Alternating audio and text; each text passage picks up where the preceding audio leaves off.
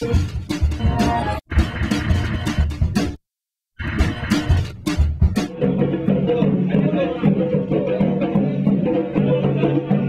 pourquoi faire à ton avis la manifestation alors? C'est pourquoi faire?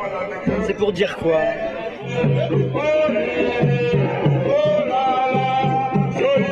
C'est là le 178 ici, où ça faisait très longtemps que ce squat existait. Le 22 juillet, c'est expulsé, ça a été expulsé de manière assez rapide. Là aujourd'hui c'est entièrement détruit, il n'y a toujours pas de solution, aucune proposition. Comment s'est passée l'expulsion? Bon, l'expulsion elle s'est faite comme d'habitude, hein. Il n'y a pas mille manières, hein. On vient, vous tape la porte, on vous met dehors. C'est quoi, c'est 6 h du matin, ils arrivent avec les béliers? 6 h du matin, les compatriotes ont été expulsés à 6 h du matin.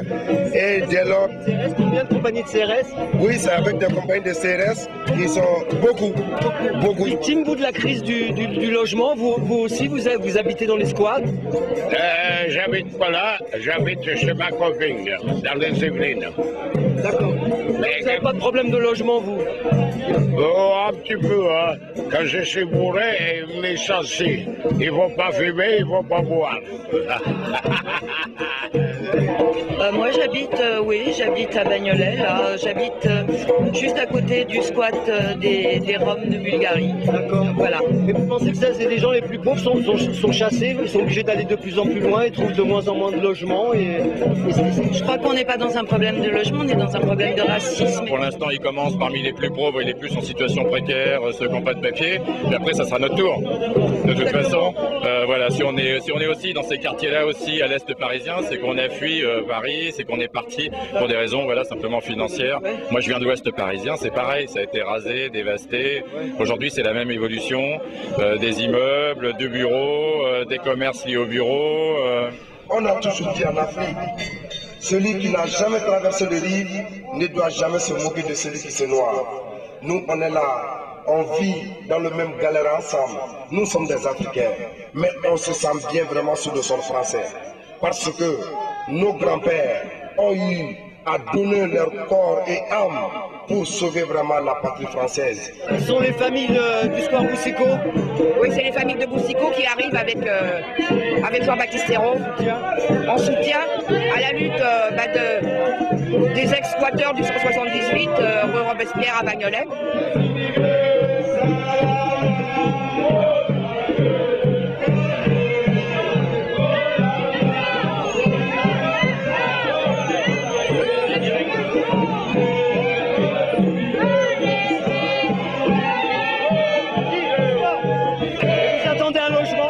Depuis 10 ans.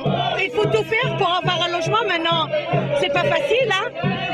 On a passé tout le mois de carême, tout le mois juillet et le mois de carême dans un jardin. Ça se fait pas, hein. On est en France, chacun il a le droit à tout, hein. On travaille, on paye nos impôts, on a le droit à tout, hein. C'est pas facile, hein. Et c'est comme ça, hein. Dur pour quelqu'un comme des jeunes comme toi? Oui, surtout là maintenant c'est la rentrée donc. Pour l'école c'est dur? Oui, j'ai pas très envie de le raconter à mes copines. T'as pas de chambre à toi?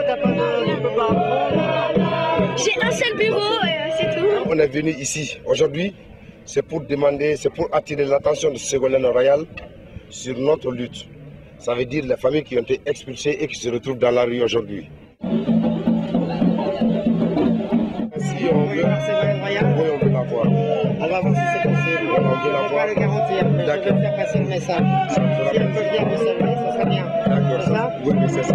Mesdames Ségolène Royal, pas en tant que candidate à l'élection présidentielle, mais en tant qu'Africaine, on sait bien, si le lieu fait vraiment le droit de naissance de l'homme, elle est bien vraiment une Africaine. On est fiers d'être auprès d'elle. Est-ce que vous pensez que Ségolène, à un moment donné, elle recevra les gens du logement, là, pour le logement? Je ne sais pas si aujourd'hui elle pourra le faire, mais de toute façon, le contact est établi depuis longtemps et donc il n'y a pas de problème. Tant que ça se déroule avec des Africains, et franchement, il y aura des solutions à ça.